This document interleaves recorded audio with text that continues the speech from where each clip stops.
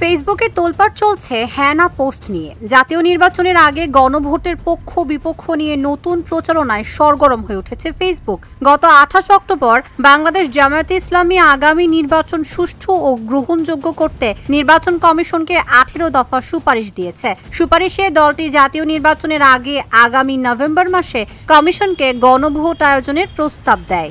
Specially আমরা 18টা দফার মধ্যে গণভোটকে জাতীয় নির্বাচনের আগে করতে হবে এবং সেটা আগামী নভেম্বরেই এই নির্বাচনটা সম্পন্ন করতে হবে।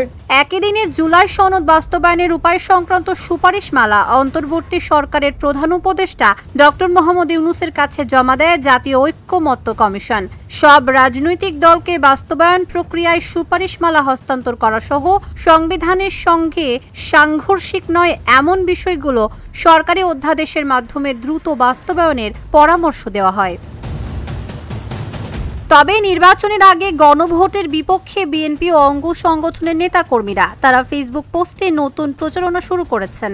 আর ভোটের আগে গণভোটের পক্ষে অবস্থান করছে জুলাই গণ অভ্যুত্থানের প্ল্যাটফর্ম বৈষম্য বিরোধী ছাত্র আন্দোলন।